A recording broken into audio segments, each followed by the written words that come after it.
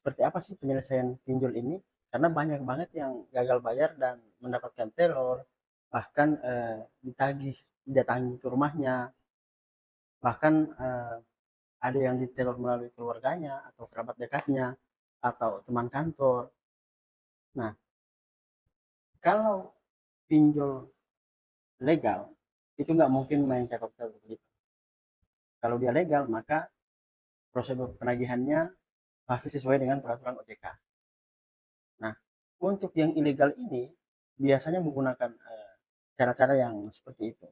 Makanya kalau ditanya ke saya seperti apa sikap yang harus kita lakukan apabila menghadapi pinjol yang demikian, dalam hal ini yang ilegal, maka yang harus dilakukan adalah membiarkan. Jadi biarkan saja dia melakukan tindakan-tindakan seperti itu, sepanjang kita belum mampu bayar, ya kita sampaikan saja bahwa kita tetap akan bayar. Kalau memang belum belum ada dana atau belum ada rezeki, otomatis nggak bisa mau ngapa-ngapain.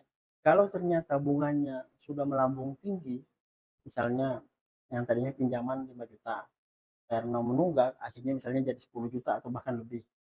Nah, otomatis si konsumen ini udah nggak berkeinginan lagi untuk bayar.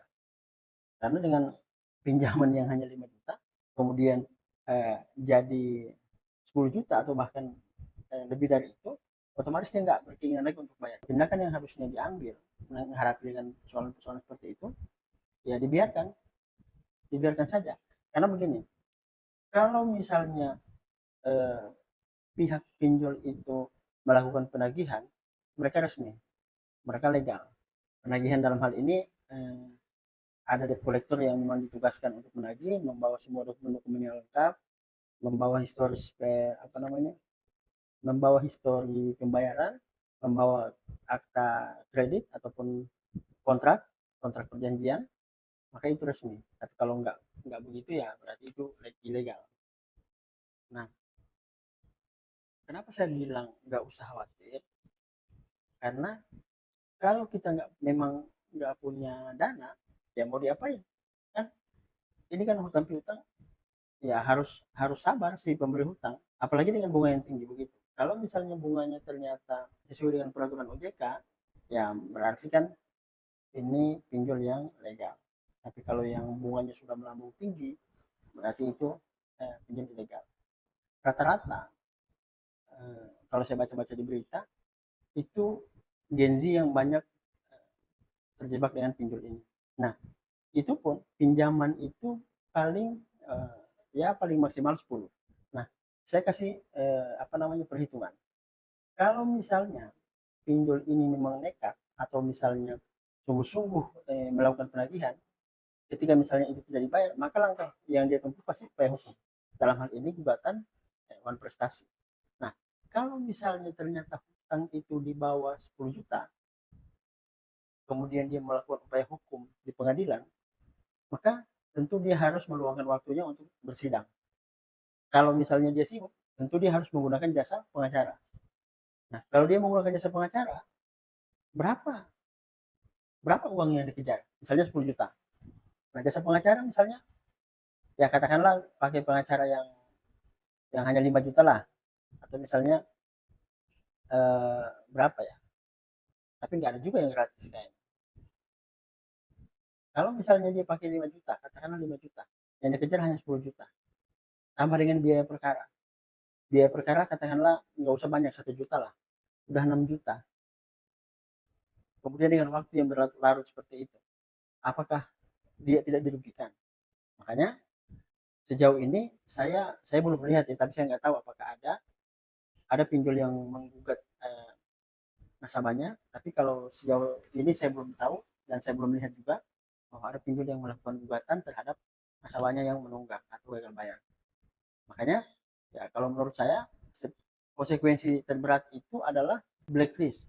Jadi nama kita akan masuk dalam daftar hitam sehingga ya untuk mengajukan pinjaman kembali itu agak sulit. Tapi ya menurut saya itu juga bukan hal yang fatal, karena begini, kalau misalnya semua orang katakanlah 30% lah atau 40% dari total masyarakat Indonesia yang namanya sudah di blacklist oleh OJK sehingga tidak bisa mengajukan pinjaman.